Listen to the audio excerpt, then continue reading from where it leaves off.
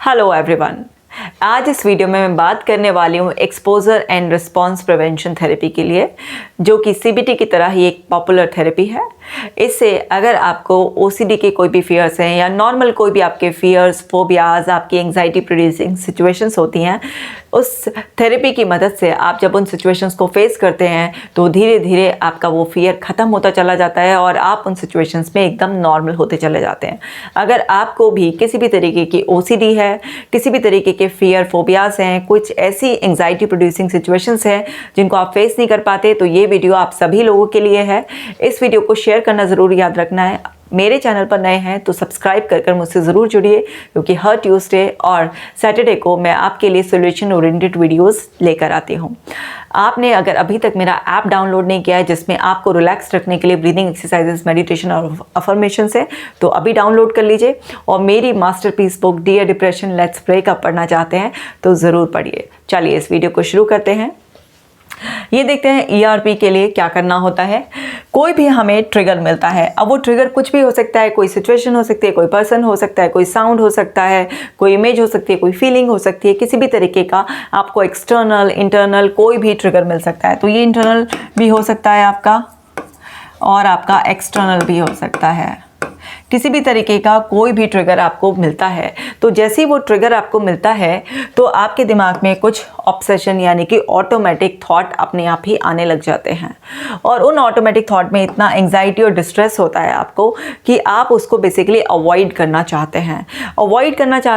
आप उसको अवॉइड करने के लिए कंपल्सिवली या तो अवॉइड करें आप, या फिर जैसे ओसीडी जिनको हो जाता है तो वो कुछ भी उसके लिए, उस एंग्जाइटी को रिलीज़ करने के लिए एक्शन लेते रहते हैं। जैसे अगर किसी को क्लीनिंग वाली ओसीडी है तो उसके दिमाग में गंदगी के विचार आए तो हाथ धोना, साफ सफाई करना, इस तरीके से। किसी को मन्नत की है तो उसको मन्नत करना या किसी को दान देना, किसी भी तरीके के उससे आपके थॉट से कुछ कंपल्शंस जुड़ जाते हैं, या सिंपली कुछ लोग उसको अवॉइड करने लगते हैं। इन सब से आप जानते हैं आपकी टेम्परेरी रिलीफ होता है और आपका प्रॉब्लम बढ़ जाता है।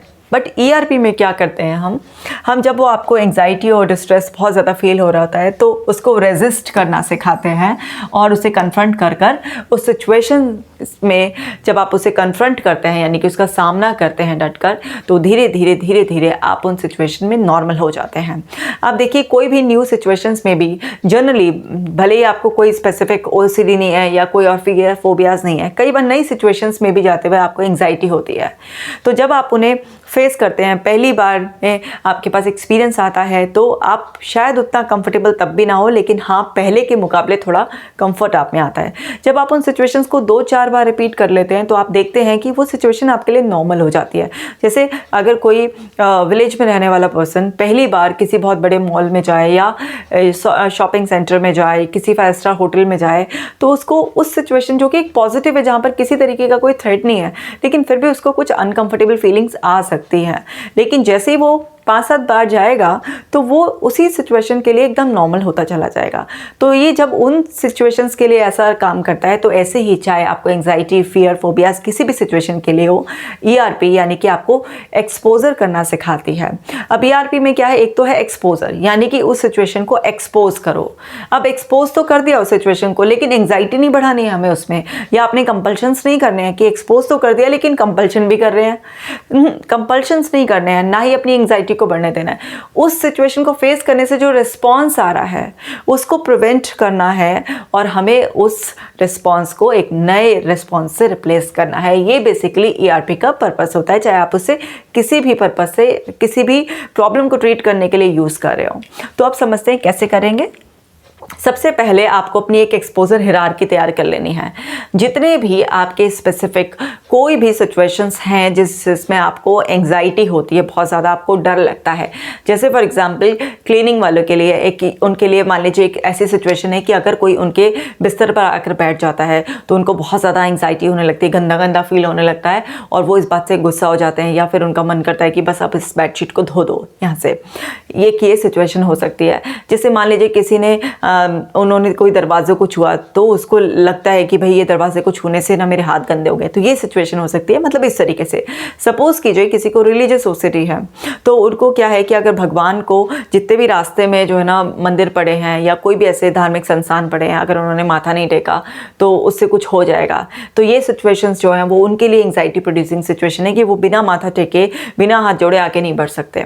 तो इस तरीके से जिस भी तरीके की आपको प्रॉब्लम है आप उनका एक लिस्ट बना लीजिए। आप उन्हें 1 to 10 के स्केल पर बना लीजिए, यानी कि 1 मतलब लेस एंक्शियस एंड 10 मतलब मोस्ट एंक्शियस। जब आप इनको बढ़ते हुए क्रम में लिखेंगे तो आपको सबसे पहले क्या है, आपको कम जो एंग्जाइटी देने वाली सिचुएशंस हैं जिसमें आपको कम से कम डर लगता है, पहले उनको हम एक्सपोज करेंगे। क्योंकि अगर आप एकदम से सीवियर इंटेंसिटी वाले सिचुएशन में जाएंगे तो पता चला आपका फियर जो है वो घटने की बजाय बढ़ जाएगा। तो पहले हम ये लिस्ट होना हमारे पास स्पेसिफिकली ज़रूरी है। अब ज़रूरी नहीं है आपको 1 to 10 तक इसे भरना ही है, जितनी भी सिचुएशंस आपके लिए ऐसी अनकंफर्टेबल होती हों आप उसकी एक लिस्ट बना लीजिए।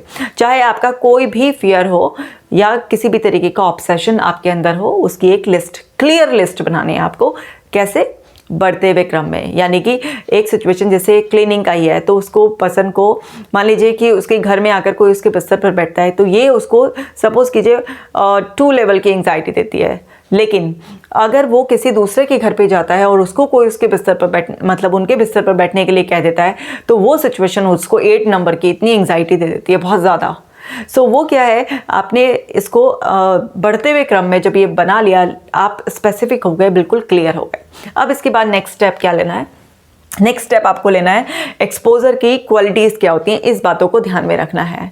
एक्सपोजर भाई सेफ होना चाहिए, क्योंकि आप एक्सपोजर कर अपने आप को काम करना चाह रहे हैं। आप उन सिचुएशंस के लिए एकदम से न्यूट्रल एटीट्यूड के साथ उनको फेस करने के लिए कॉन्फिडेंट होना चाह रहे हैं। तो एक्सपोजर के लिए जो एनवायरनमेंट होना चाहिए वो सेफ होना चाहिए, भले ही वो किसी भी तरीके का एक्सपोजर हो। क्योंकि कई बार कुछ एक्सपोजर ऐसे होते हैं जिससे कुछ लोगों को हाइट का फोबिया होता है। सो अब वो अगर एक्सपोज कर रहे हैं, अकेले ही छत पर जाकर मतलब चढ़ने की कोशिश कर रहे हैं और डर गए तो उनके और ज़्यादा फियर के बढ़ने के चांसेस रहेंगे। तो सबसे पहले इंपॉर्टेंट है कि जो आपका एक्सपोजर प्लान कर रहा है, चाहे वो आपका थेरेपिस्ट प्लान कर रहा है, आप खुद प्लान कर रहे हैं, किसी फैमिली मेम्बर की मदद से प्लान करें, तो एक्सपोजर आपका हमेशा सेफ होना चाहिए। क्योंकि एक्सपोजर का पर्पस ये है कि आपकी एंग्जाइटी को ख़त्म करना, ना कि आपकी एंग्जाइटी को बढ़ाना। दूसरा, कंट्रोलेबल होना चाहिए। ये किसी और पर्सन पर डिपेंड नहीं होना चाहिए, ये आप पर खुद पर डिपेंड होना चाहिए, जिसको आप अच्छी तरीके से प्लान कर सकें। मान लीजिए सपोज कीजिए आप किसी टीवी प्रोग्राम पर डिपेंडेंट है, किसी एक्सटर्नल अननोन पर्सन पर डिपेंडेंट है कि वो आएगा तो ऐसा होगा, तो इससे क्या होगा, वो आपके कंट्रोल में नहीं है सिचुएशंस की। हुआ तो होगा और नहीं हुआ तो नहीं होगा। तो ये आपको स्पेसिफिकली खुद ही प्लान करना होता है जो आपके कंट्रोल में हो। इसी तरीके से स्पेसिफिक होना चाहिए। मतलब आपको बिल्कुल, जो मैंने अभी लिस्ट बनवाई है वो इसीलिए बनवाई है ताकि आपको बिल्कुल स्पेसिफिक हो कि आपको करना क्या है। अब मान लीजिए किसी को ये है कि उसको डॉग का वो है, तो अब उन्होंने कहा कि मैं डॉग को देखूंगा।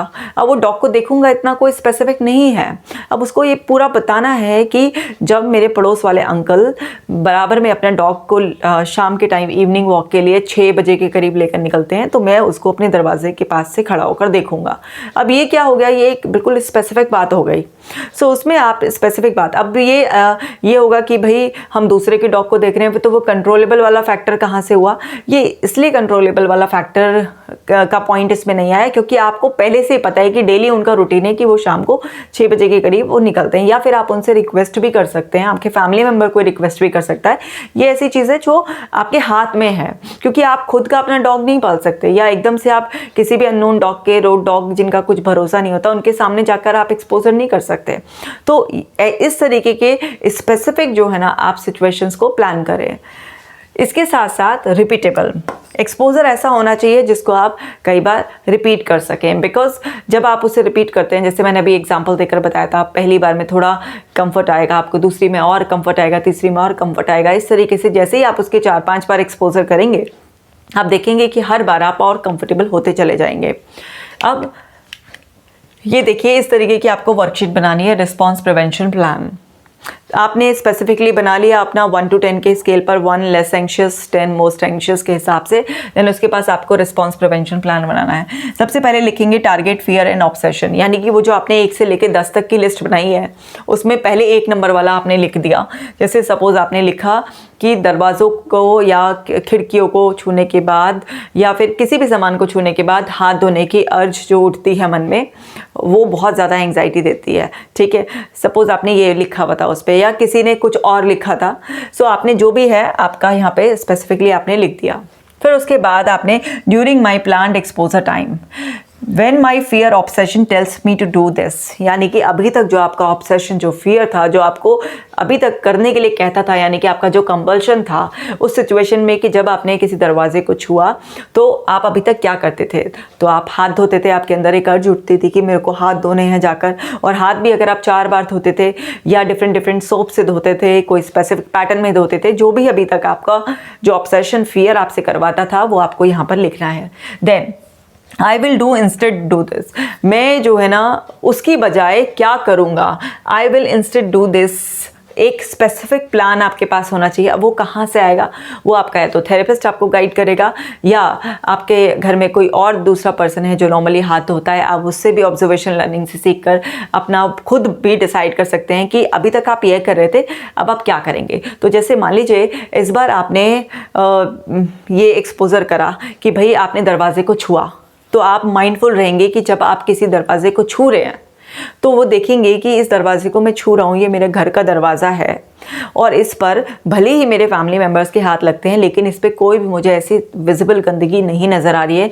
कुछ ऐसे जर्म्स जो है ना, जो मुझे लग रहा है जो मेरे माइंड में है, जिनको मैग्नीफाइंग ग्लास से मेरा माइंड गंदगी को देख रहा है, तो मैं उस टाइम अपने आप को रिमाइंड कराऊंगा कि हमारे जो जर्म्स वगैरह हैं, जिसको मुझे डर है मेरे अंदर कि गंदगी है एक तरीके की, वो तो हमारे इन्वायरमेंट में है ही, और उस सब के लिए हमारी बॉडी अडेप्टेबल है। इवन हमारे अंदर भी गुड बैक्टीरियाज हैं। सो ये अगर यहाँ पर कोई वास्तव में जर्म्स और इस तरीके के कुछ लगे हुए भी हैं तो उनको मैं अपनी आंख, नाक में या अपने फूड के ज़रिए अंदर जाने से प्रिवेंट करूँगा। यानी कि अगर मैं कोई भी ऐसी चीज़ जिसमें कि मुंह में हाथ देना हो, आँख में हाथ देना हो, तो डेफिनेटली हाइजीन मेंटेन करने के लिए मैं उससे पहले हाथ धोऊंगा, या मैं जब खाना खाऊंगा तो हाथ धोऊंगा। लेकिन अगर मैं अपने ही घर के कोई दरवाजे, खिड़की, कुंडों को छूता हूँ, जैसे मेरे और फैमिली मेम्बर्स ने भी छुआ है, तो इसका मतलब ये नहीं है कि वहाँ पर वो गंदगी है, क्योंकि सभी लोग बेसिक हाइजीन अच्छे से मेंटेन करते हैं। मैं ही नहीं, मेरी पूरी फैमिली बेसिकली उसके लिए कंसर्न्ड है। तो जब मैं उन दरवाज़ों को छूँगा तो मेरे अंदर जो एंग्जाइटी आएगी मैं उसे होल्ड करूँगा और अपने आप को ये रिमाइंड कराऊँगा कि ये मेरे ही घर का दरवाज़ा है, कि भले ही इसे और लोगों ने भी छुआ है लेकिन इस पर कोई ऐसी गंदगी नहीं है जिससे कि मेरे को या मेरे किसी फैमिली मेम्बर को कोई भी इश्यूज़ होंगे। जो मेरा डर है ये सिर्फ मेरे विचार तक है। एक्चुअल में इस थॉट का कोई भी रेलिवेंस नहीं है, इससे जो मेरा ऑब्सेशन मुझे बता रहा है इसका कोई वो नहीं है। और जो रिस्पॉन्स अभी आपका आता कि अब एंग्जाइटी हो रही है और हाथ धोना है, सो वहाँ पर आप रिमाइंड कराएंगे अपने आप को कि इसको छूना एक नॉर्मल प्रोसेस है, और इसको छूने के बाद मैं आराम से अपने कोई दूसरे काम या किसी दूसरी चीज़ को छू सकता हूँ। तो अब आप जब एक्सपोज कर रहे हैं और आप उस चीज़ को छू रहे हैं तो उस टाइम जो आपको एंग्जाइटी बिल्टअप हो रही है, तो उसी टाइम उस रिस्पॉन्स को प्रिवेंट करने के लिए आप अभी तो क्या करता था, छुआ और हाथ धो रहे, तो आप उसको क्या कर रहे हैं, अब उसकी बजाय कि उसको छुए जा रहे हैं, वहीं पर आपने पकड़ा हुआ है उसे, और साथ के साथ आप अपनी ब्रीदिंग को नॉर्मल करने की कोशिश कर रहे हैं और अपने आप को यही थॉट बार बार रिमाइंड करा रहे हैं। तो आप देखेंगे कि उसको छूने के बाद अब आप थोड़ी देर कहीं बैठ जाइए। अब आपके अंदर अर्ज उठेगी कि मुझे हाथ धोना है, क्योंकि अभी तक आप यही करते आए हैं, लेकिन आप जो पहले करते आए थे उसकी बजाय अब आप क्या है, उस चीज़ को प्रिवेंट करना चाहते हैं, उसे रोकना चाहते हैं, ख़त्म करना चाहते हैं। तो जब आप कुछ देर तक मन पक्का कर बैठेंगे तो आप देखेंगे 5, 10, 15, 20 मिनट बाद जो आपकी एंग्जाइटी उठ रही थी तेज़ी से, लगातार आपके ब्रीदिंग करने से और ये चीज़ रीइंफोर्स करने से वो धीरे धीरे सेटल हो जाएगी, और आप देखेंगे कि आप आधा 1 घंटे बाद उस चीज़ को भूल जाएंगे। तो अब इसके बाद क्या है, आपको देखना है कि आफ्टर ये एक्सपोजर के बाद आपका जो एंग्जाइटी का लेवल था वो कितना है, वो उतना का उतना ही है या उससे कुछ डाउन हुआ है, वो आप यहाँ पर मार्क कर सकते हैं। अब आउटसाइड माय एक्सपोजर प्लान, अब क्या है कि जो आपने प्लान किया था एक्सपोजर, उसके बाद मान लीजिए आपको 2 घंटे बाद याद आया, 4 घंटे बाद याद आया, अरे मैंने तो आज वो दरवाज़ा छुआ था और उसके बाद तो मैंने हैंड ही नहीं वॉश करे, ठीक है। सो फिर आपका जो ऑब्सेशन है, जो आपके अंदर फियर है, वो आपसे कुछ करवाएगा कि अच्छा सब नहीं धोए तो कोई बात नहीं, अब जाकर धो लो, ठीक है। वो ये करवाता था। या आप ऐसा कभी सिचुएशन में थी कि जहाँ आपकी मजबूरी थी, आप धो ही नहीं सकते थे और उसके बाद आपको जैसे याद आता था तब आप करते थे, तो ये भी आपका ऑब्सेशन, आपका फियर आपसे करवा सकता है। तो जब भी आउटसाइड एक्सपोजर आपके अंदर से ऑटोमेटिकली कुछ अर्ज उठेगी, चाहे वो थॉट के रूप में या किसी फीलिंग के रूप में उठेगी, तो आप उसके बजाय क्या करेंगे, उसका भी आपके पास स्पेसिफिक प्लान होगा कि अगर आपको बाद में भी वो रिमाइंडर आया कि तुमने हाथ नहीं धोए, अब जाकर धो लो, नहीं तो कुछ हो जाएगा, तो उसकी बजाय फिर से आप वही रीइंफोर्समेंट करेंगे और आप चूज़ करेंगे कि भाई मुझे अभी हाथ नहीं धोने हैं, और जब मैं कोई भी ऐसा इंपॉर्टेंट काम करूँगा, खाना खाऊंगा, पूजा करूंगा, या फिर अपनी आँख नाक में हाथ लगाऊंगा, या किसी और भी ऐसी चीज़ को जहाँ पर मुझे हाथ धोना ज़रूरी होता है, बेसिक हाइजीन के क्राइटेरिया में आता है, तो तब ही मैं हाथ धोऊंगा। तो क्या है, जब आप एक्सपोजर के टाइम पर भी और आउटसाइड एक्सपोजर भी, जो अभी तक आप कंपल्शन कर रहे थे, उस कंपल्शन को ना कर आप उसे वहीं पर रेजिस्ट करेंगे, उसे कन्फ्रंट करेंगे, तो शुरुआत में आपको एंजाइटी होगी, लेकिन धीरे धीरे आप नोटिस करेंगे जब स्केल की, जब आपने ये सब किया, उस रिस्पॉन्स को देने की बजाय आपने नए रिस्पॉन्स पर ही टिके रहे, तो अब देखेंगे कि आउटसाइड एक्सपोजर भी आपके एंजाइटी का लेवल क्या था, वही सेम था, अभी डाउन हुआ था। हर बार एक्सपोजर के बाद आपको इस तरीके से लॉग मेंटेन करना है। सो आप देखेंगे कि धीरे धीरे जैसे आप इसके 5-7 रिपीटेशन करेंगे, तो वो सब सिचुएशंस आपके लिए एकदम से नॉर्मल होने लग जाएंगी।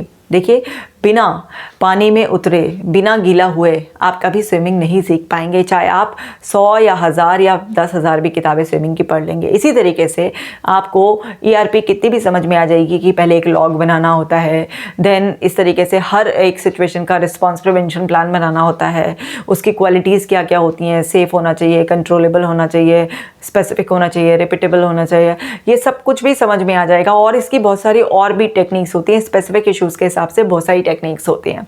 मैंने जस्ट आपको ये फ्रेमवर्क्स दिए हैं सो दैट आप अपने प्लान्स बना लें और इस तरीके से करें। अब ये कोई भी सिचुएशंस हो सकती हैं, किसी भी तरीके की, सिर्फ और सिर्फ आपको बनाना है। अगर आप खुद अपना बना सकते हैं, बहुत ही अच्छी बात है। आप अपने फैमिली मेम्बर्स की मदद ले सकते हैं, बहुत अच्छी बात है। नहीं तो थेरेपिस्ट की मदद तो डेफिनेटली आपको लेनी ही चाहिए अगर आप अपने लेवल पर नहीं कर पा रहे हैं, क्योंकि आपको इन फियर फोबिया से, इन OCD से तो फ्री होना ही है। बिलीव मी, OCD बिल्कुल ठीक हो सकती है। किसी भी तरीके का fear phobias, anxiety producing situations आपकी हैं, तो उसमें ERP बहुत ज़्यादा मदद करती है। आप अपने लेवल पर इस तरीके से ट्राई कीजिए।